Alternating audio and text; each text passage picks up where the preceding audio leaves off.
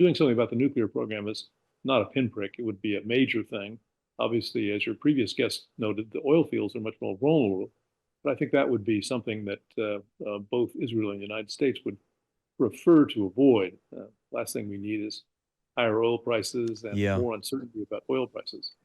Brendan was just saying there that he thinks that the Iranians will push as hard as they can right the way up to the red line.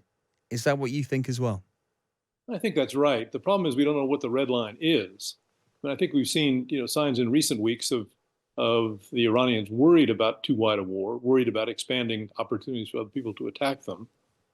They've even told their allies Mm. in various places to cool it a bit, because I think they do fear, as your previous guest noted, they fear a major war that would be one that they would suffer from. So, in that sense, the Israeli strike puzzles me a little bit because this has been a period when Iran has been not responsible exactly, but a little restrained, and therefore to give it an opportunity or excuse or pretext to do something like turning the Houthis loose or escalating in Hezbollah and Lebanon.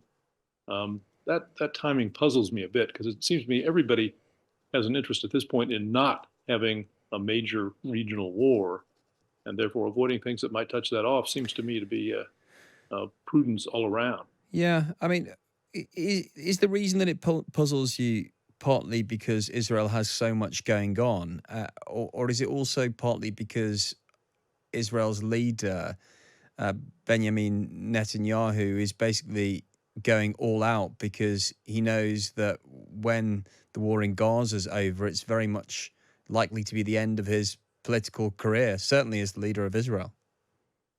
That does seem likely. There's so much going on. I think that in any case, Mm. that surprises me because there is so much going on. The Israelis have their hands full in Gaza, obviously, and they have been losing for months now the world public opinion war.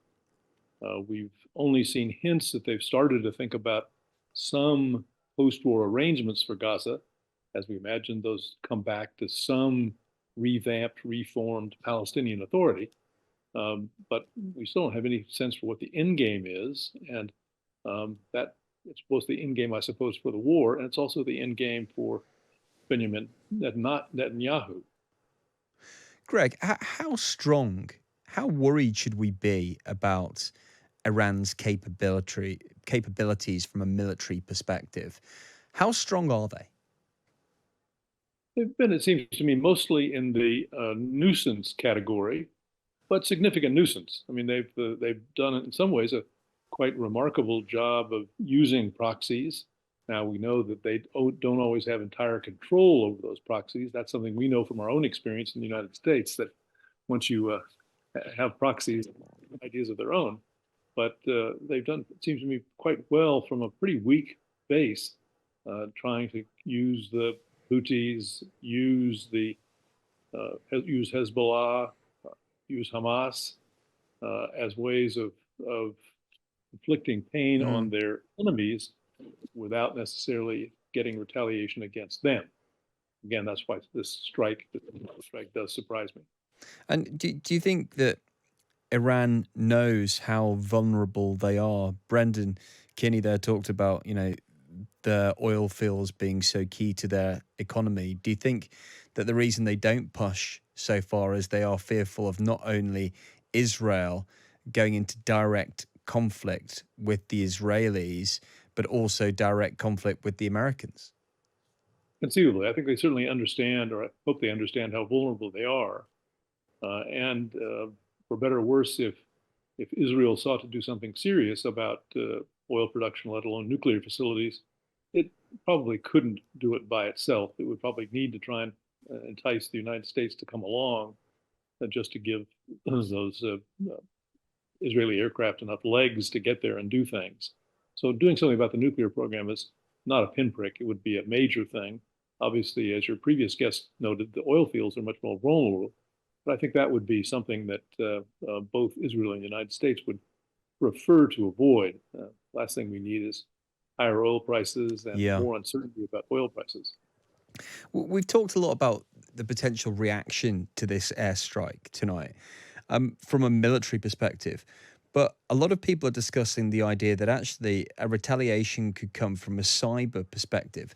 But where would that be from? Would that be from inside Iran on Israel? We don't really understand, who would be starting that and who would be the victim of it. Yeah, we don't. I don't think we understand that very well. This is a piece of the cyber puzzle that I don't think we have a very good grip on. We obviously know that Iran has worked with China and others to try and improve their cyber capabilities, improve their communications in general.